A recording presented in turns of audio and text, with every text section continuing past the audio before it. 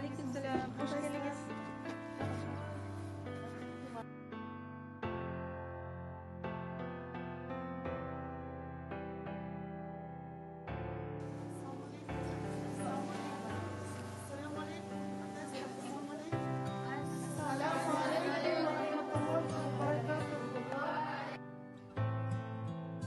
Акыркы учурда ошо Жалал Абад областында дагы медреселер, жаңы медреселер ачылып, ошол кыздарга да Жалал Абад областында бир мүмкүнчүлүктөр түзүлүп атат. Бардык медреселерге биз айтып келип атабыз. Бир эле медресе менен чектелбештен аларга кесип алганга, 10-11 класста окуп, ОРТсын тапшырып, кийин ошол университеттерге окуп, келечеги кең болгон кыздарды дайындагыла деп.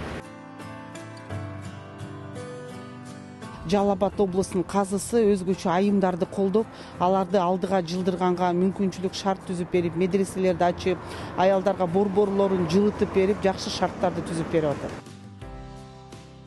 Кудай кааласа мына келечекте биз азыр жаңы здание салып атабыз. Ал зданияда аялга керектүү болгон нерселердин бардыгы камтылган. Ал жерде атайын ислами сулуулук салону, фитнес клубдар, ошондой эле стресс алган, үй бүлөсүндөгү жашоодон эрге тарынган, жашоого болгон арманы бар аялдар менен ошол жерде сухбатташып, исламий тарбия берип, аларга жашоого болгон, исламга болгон көз карашын өнүктүрүү, балдарга болгон тарбия, таалимдерин кандай жол менен алып барыш керек, ошолордун бүт бардыгы Кудай буйрса ошол имаратыбыздын ичинде жүрмөкчү. Жалал Абад областында аялдарыбыздын исламга болгон иш алып баруусу өтө жогорку деңгээлде деп айтсам болот.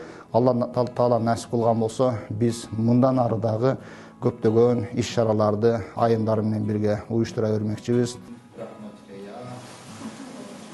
Мен ар бир кадамым ушул Бишкекте эле болбостон бүт Кыргызстанга жетсеби дейм. Ар бир айылга, ар бир шаарга ошол айылдарда болгон лидер кыздарга жардам берип, аларды окутуп, аларды чет мамлекетке чейин жеткизип, аларды умтулдуруп, ошол экил өзлөрүнүн бир илим, билимге деңгээлин кошуп, ошол экил деңгээлин көтөрүп, булар бир ЮНЕСКОда барып сүйлөгөнүн, эл аралык деңгээлдерде сүйлөп, биздин кыздарыбыз дүйнөгө атагы чыксабы деген менин максатым бар.